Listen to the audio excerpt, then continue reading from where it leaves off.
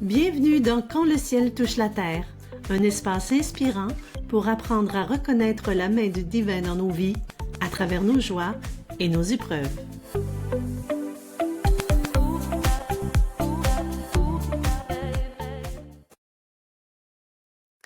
Bonjour tout le monde, ici Louise Côté, je suis la fondatrice de l'Institut de coaching holistique et l'animatrice du balado Quand le ciel touche la terre. Et aujourd'hui, l'invité, c'est moi. Alors, je vais œuvrer en solo aujourd'hui. J'avais le goût de vous parler de quelques-unes de mes expériences à moi qui touchent l'écriture. Parce que vous savez, j'ai pas toujours voulu être auteur. En fait, j'ai pas voulu être auteur du tout. Alors, je pense que j'aimerais ça vous raconter comment ça a commencé et comment la main divine est intervenue dans ma vie par rapport à l'écriture. Ça a commencé, j'étais en train de suivre mon cours PNL. Je pense que j'étais au praticien, quelque chose comme ça. Et à un moment donné, pendant la nuit, je suis réveillée autour de 4h30 du matin et ça me dit dans ma tête, lève-toi, va écrire. Lève-toi, va écrire. Alors, je sais pas trop ce qui se passe, ça m'est jamais arrivé avant et puis je suis en pyjama, j'essuie mes yeux et puis j'ouvre mon ordinateur puis je mets mes mains sur le clavier. Et là, je commence à écrire un poème qui m'est un peu soufflé à l'oreille. Vous comprenez ce que je veux dire, hein? Et quand j'essayais de changer un mot, c'est comme si que l'inspiration arrêtait. Tout d'un coup, ça arrêtait. Et je me suis dit: «Mais qu'est-ce que c'est ça, cette histoire-là de poème à 4h30 du matin?» Et ça s'est avéré un vrai beau poème qui s'appelait, écoutez ça, «Fais-moi l'amour». Alors, j'imprime quelques copies du poème et je m'en vais à mon cours de coaching et j'en vais emmener quelques copies comme ça, que j'ai données à mes amis et il y en a une qui court vers, l'enseignante pour lui donner et ça l'a fini qu'elle a commencé le cours avec ce poème-là. Et suite à la formation cette journée-là, le professeur m'a dit: «Quelle belle porte vient de s'ouvrir pour toi» et honnêtement, je savais même pas de quoi elle parlait. Alors, pour le plaisir, je vais vous faire la lecture de ce poème-là, Fais-moi l'amour. Fais-moi l'amour comme on regarde un enfant. Fais-moi l'amour dans ta tête, pendant que tu m'attends. Fais-moi l'amour aussi tendrement que le vent. Fais-moi l'amour aussi lentement que le temps. J'ai besoin que tu me regardes, j'ai besoin que tu me vois. Quand la vie m'efface et que je me sens invisible, j'ai besoin que tu me comprennes et que tu entendes ma voix. Quand ma détresse se fait muette, quasi inaudible. Fais-moi l'amour avec ton cœur, tes forces, tes peurs. Fais-moi l'amour avec tes yeux, ton âme, regarde-moi. Fais-moi l'amour avec tes baisers, tes sourires, sans regarder l'heure. Fais-moi l'amour avec toi, ta présence, protège-moi. J'ai besoin que tu m'aimes et que tu vois qui je suis, quand je doute de moi et pendant les jours de pluie. J'ai besoin que tu t'arrêtes pour moi, parfois, souvent, quand le moment s'y prête, comme ça, simplement. Fais-moi l'amour avec tes bras, si fort, si doux. Fais-moi l'amour avec ce goût de moi, de nous. Fais-moi l'amour, choisis-moi encore aujourd'hui et toujours. Fais-moi l'amour, je t'en prie, avec amour. Fais l'amour à ma tristesse, fais l'amour à ma joie. Fais l'amour à mon cœur, fais l'amour à ma tendresse. Fais l'amour à mes silences, fais l'amour à mes maladresses. Fais l'amour aux blessures que je porte, et tu verras. Donc, ce poème est daté du 13 novembre 2010 et j'ai rencontré mon amoureux, celui qui est devenu mon mari, en juillet 2011. Alors, je pense que la vie préparait quelque chose pour moi et c'était magique. Alors, je continue mes cours de coaching, etc. Et bon, je vous passe quand même une bonne dizaine d'années. Et dans les cours de coaching, on apprend entre autres et donc bon, OK, faut pas que je perde des bouts là. Suite à ce poème-là, Il y a une enseignante, j'ai continué à écrire des poèmes et une enseignante, à l'époque en PNL qui me dit: «Écoute Louise, je suis en train d'écrire un livre. Est-ce que tu voudrais que j'accueille ou que j'insère quelques-uns de tes poèmes dans mon livre?» Alors bien sûr, j'ai dit oui. Il y en avait 4 qui étaient écrits déjà. J'en ai écrit 4 pour elle et finalement, il y en avait 8 dans son livre. Elle envoie le manuscrit à l'éditeur et son éditrice lui dit: «Qui a écrit ces poèmes-là? J'aimerais ça la rencontrer». Alors, quand elle est venue à Montréal, parce que c'était, une éditrice d'Europe, je l'ai rencontrée, puis j'étais toute contente parce que je me suis dit: «C'est super, je vais pouvoir écrire un livre de poèmes». Mais non, parce qu'elle me dit: on fait pas d'argent avec les poèmes», tu sais? «Alors, est-ce qu'il y a d'autres choses que tu pourrais écrire?» Intuitivement, sans même y penser, je lui ai dit: «Ben, je pourrais écrire sur la créativité». Puis elle m'a dit: «Ah! Quel beau thème, la créativité. Pourrais-tu faire une table matière, m'écrire l'introduction, écrire un chapitre? Envoie-moi ça, puis après ça, on verra». Et puis finalement, elle a dit oui. Elle m'a commandé donc le livre sur la créativité, qui a été édité en 2012. Il a été édité 2 autres fois suite à ça et c'est devenu le super pouvoir de la créativité. Je sais que c'est flouté puis que vous êtes à l'envers là, mais en fait, vous voyez les choses à l'envers, mais donc ce livre-là existe. Le super pouvoir de la créativité, petit guide pour développer une pensée créative au quotidien. Donc il existe en librairie, il est disponible depuis donc 2012. Déjà, c'est un petit miracle pour moi d'avoir, écrit et édité un livre parce qu'on s'entend, je suis pas partie avec mon manuscrit en dessous du bras pour chercher un éditeur pour s'en occuper. Ça s'est fait un petit peu, en amont de même mes propres désirs. Alors les années passent, mes cours de coaching se terminent, je deviens enseignante en PNL et à un moment donné, je rencontre une personne et je lui parle de mon intention d'écrire sur la langue des oiseaux. Hein, la langue des oiseaux, c'est une langue ancienne et puis je vous donnerai un cours là-dessus à un moment donné et c'est génial. Vous savez, les mots à l'intérieur des mots, les lapsus et tout ça. Et je demande, en fait, cette personne-là me dit: «Louise, écoute, on pourrait écrire ce livre-là conjointement, on pourrait le faire ensemble». Et étant donné que c'est quelqu'un qui avait, beaucoup d'éducation, beaucoup plus que moi, j'ai dit oui parce que je me suis dit: «Elle va pouvoir produire des choses beaucoup plus intelligentes que ce que moi je peux écrire». Finalement, Dieu était un peu en arrière de ça pour me montrer une leçon parce qu'1 an et demi plus tard, cette personne-là n'avait rien écrit, en tout cas elle avait écrit mais elle m'avait donné aucun contenu et j'étais au bord du découragement et des larmes et de la frustration totale parce que je voulais vraiment que ce livre-là sorte. Alors après un ultimatum de ma part, la personne me donne, ses chapitres, et là je me suis rendu compte que c'était pas du tout ce qu'on s'était entendu. Il y avait des ajouts, il y avait un peu n'importe quoi et j'étais absolument complètement découragée et j'ai mis le livre, sur une tablette, pendant presque 1 an. Et à un moment donné, par le hasard, vous savez, Dieu fonctionne un peu, agit incognito dans notre vie. Je rencontre quelqu'un qui me parle, qui avait utilisé, qui avait écrit un livre, mais finalement que c'est pas lui qui l'avait écrit, c'est quelqu'un d'autre qui l'avait écrit, hein, un nom de plume, et cetera. Et il me donne le nom de la personne et ça s'avère que je le connais, cet homme-là. Alors je me suis dit: «Ah et si on était capable ensemble de réécrire, certains trucs qui auraient été écrits par cette personne-là et puis qu'on pourrait faire du nouveau, avec ça, sans plagiat parce qu'on a complètement tout réécrit et cetera». Donc c'est ça que j'ai fait. Le livre, L'alchimie des mots, l'art d'entendre au-delà des mots, a été donc, édité par Performance Éditions et il est sorti en librairie au Québec, en France.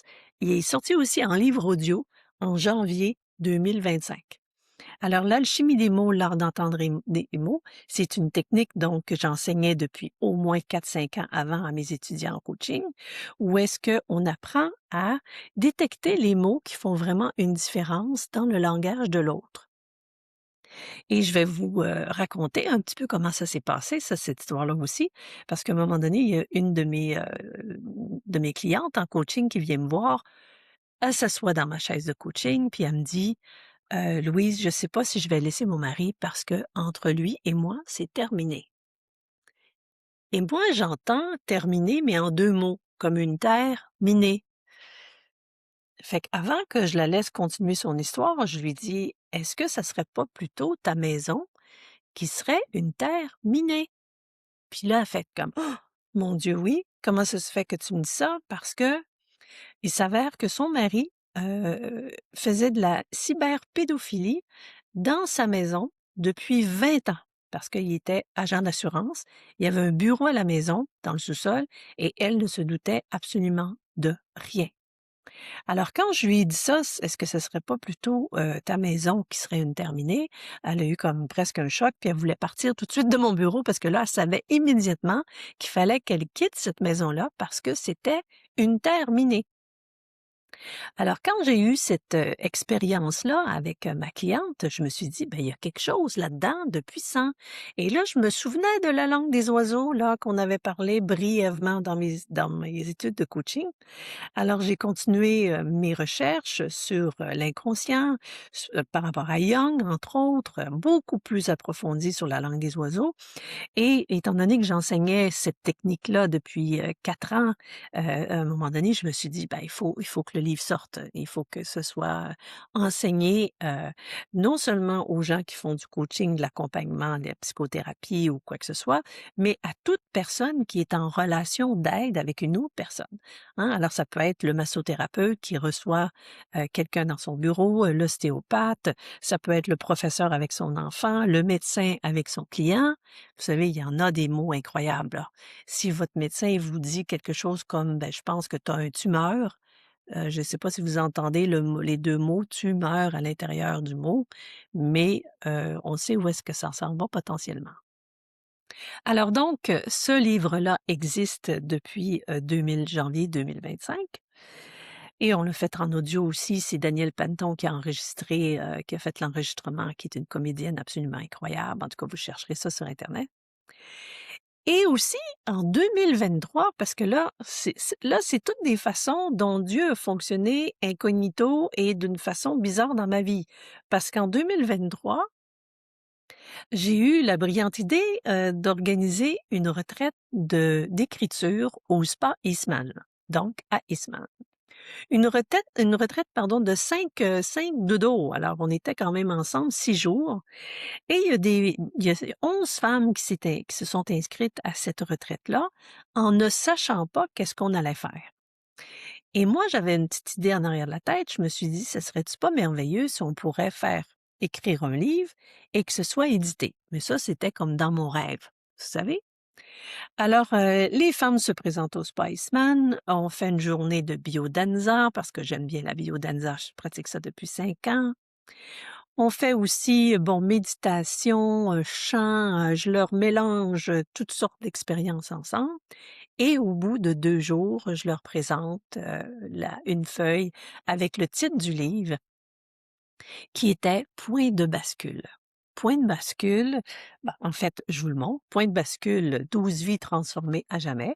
Donc, ce livre-là est donc été édité par après et il est sorti au mois de juin 2025. Alors, point de bascule, qu'est-ce que c'est? C'est 11 femmes qui avons écrit individuellement, toutes seules dans notre coin, l'histoire de notre vie qui a fait basculer notre vie. Vous savez, parfois, la vie, ça va bien, et tout d'un coup, il arrive un événement qui nous emmène dans le fossé et on sait très bien que notre vie ne sera plus jamais pareille après.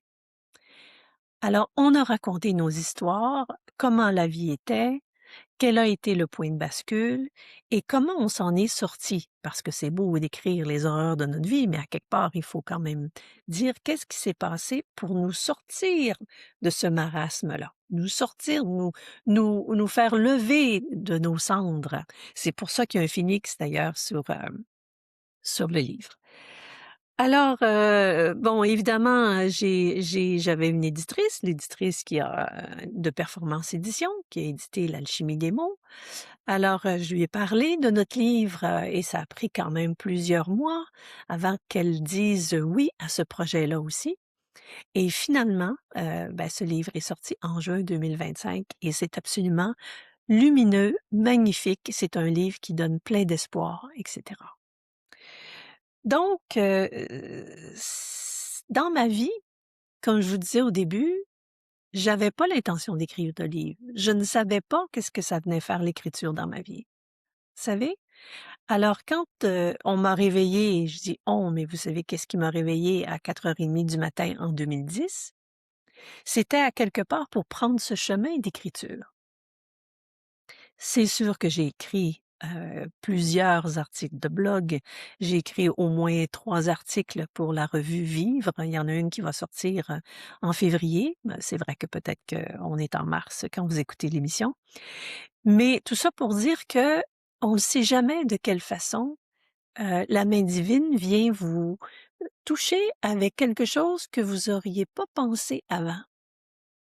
Vous savez, c'est comme on se demande parfois qu'est-ce que l'écriture ou qu'est-ce que d'autres choses vient faire dans ma vie.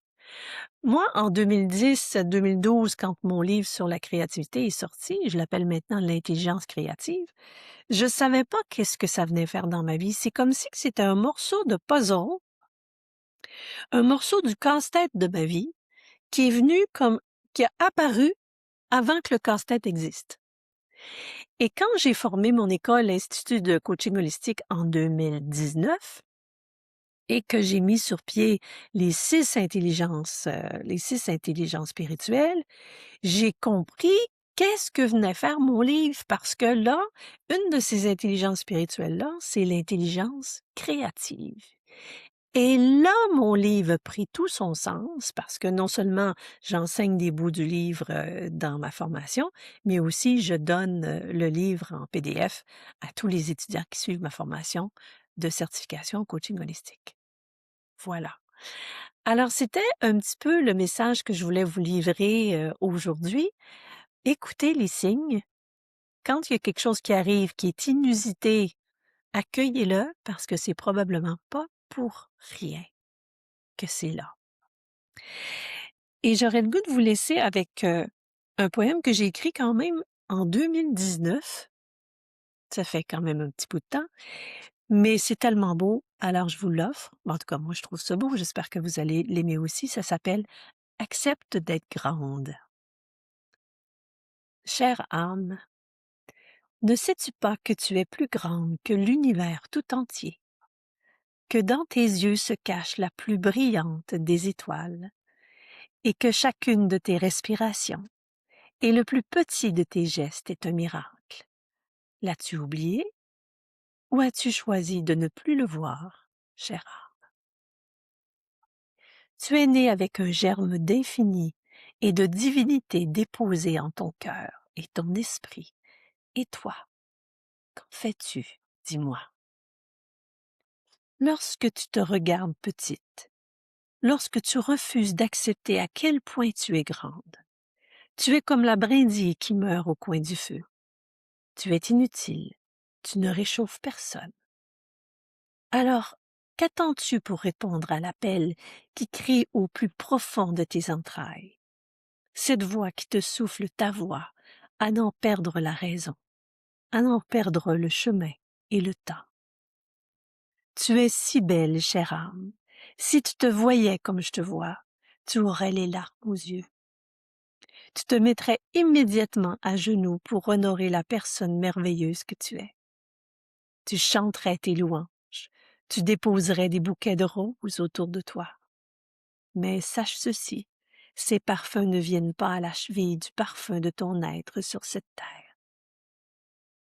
Tu es divine, tu es connectée, tu es expressive, tu es aimée, tu es puissante, tu es créative, tu es présente. Alors je t'en supplie, accepte ta grandeur, permets-toi d'exister et de prendre toute la place qui te revient. Car depuis des millions d'années, nous n'attendions que ça. Nous attendions que tu naisses. Maintenant, c'est le bon moment. Renais. Tu es unique, chère âme. Alors vas-y, déploie tes ailes. Ose devenir l'étoile que tu es en toute humilité.